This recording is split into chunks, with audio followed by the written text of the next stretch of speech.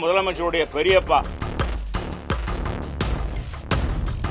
அவருடைய ஆட்சியில் அவருக்கே அவர் சிலைக்கே பாதுகாப்பு இல்லப்பா.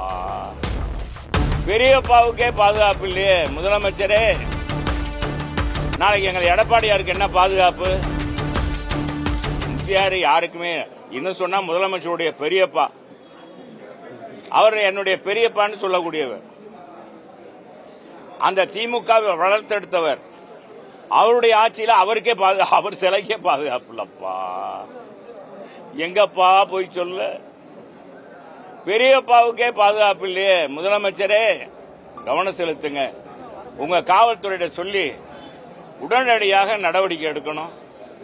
நடவடிக்கை எடுத்து இதுக்கு ஒரு குழு போட்டாச்சும் உடனடியாக மதுரை மாநகர காவல்துறை முனைப்பாக செயல்படணும். எதை மதுரையில் கிழக்கு மாவட்டம் மட்டும் நினைக்கக்கூடாது.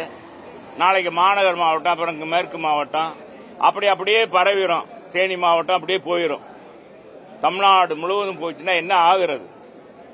ஏன்னா எங்களுடைய தலைவனுக்கே பாதுகாப்பு இல்லையே, எங்க தலைவனுடைய சிலைக்கே பாதுகாப்பு இல்லையே.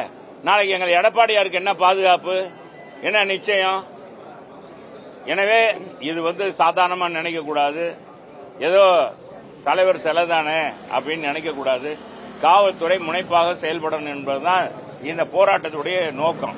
எல்லாரும் காலையிலிருந்து எல்லா பேருமே இங்க இருக்காங்க. அண்ணன் சொன்ன உடனே அரை மணி நேரம், ஒரு மணி நேரத்தில் எல்லாரும் வந்திருக்காங்கன்னா, இதுவே ஒரு நாளைக்கு முன்பாக அறிவிக்கிறாங்கன்னு வச்சுக்கோங்க, என்ன ஆகும்? இந்த மண்டபம் தாங்குமா? எத்தனை மண்டபம் பிடிக்கிறது? காவல்துறைக்கு எங்களுடைய பலம் தெரியும். எனவே காவல்துறை எங்களை சீண்டி பார்க்க வேண்டாம். அதுவும் எங்க தலைவருடைய சிலையை உடைத்த பிறகு நாங்க சும்மா இருப்போம் மட்டும் நினைக்காதீங்க. இப்படியே காலம் கடத்திடாங்க. இவ்வளவு நாள் ஏறத்தாழ 50 மணி நேரத்துக்கு மேல ஆகிவிட்டது. 50 மணி நேரமாக ஒரு சிலையை உடைத்தவனை பார்க்க இதுவரையும் கண்டுபிடிக்க முடியலன்னா என்ன காவல்துறை? எங்களால் பாராட்டக்கூடிய எங்களுடைய காவல்துறை இன்னைக்கு பாராட்டுற மாதிரி நடந்துக்கிறீங்களா? நடந்துக்கிறதா இந்த சம்பவம்? எனவே உடனடியாக மாநகருடைய சட்ட ஒழுங்கு காவல்துறை ஆணையாளர் அவர்கள் கவனம் செலுத்தி உடனடியாக குழு அமைத்து இது நாளைய தினமே இது அறிவிப்பு வரணும். பிடித்தோம், குழு அமைத்தாங்க, பிடித்தாங்கன்ற நிலைப்பாடு வரணும் என்பதுதான் எங்களுடைய நோக்கம்.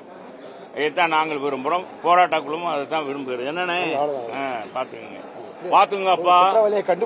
நீங்க குற்றவாளியை கண்டுபிடிக்கணும். சும்மா விட்டுறாங்க, சும்மா விட மாட்டோம் நாங்க.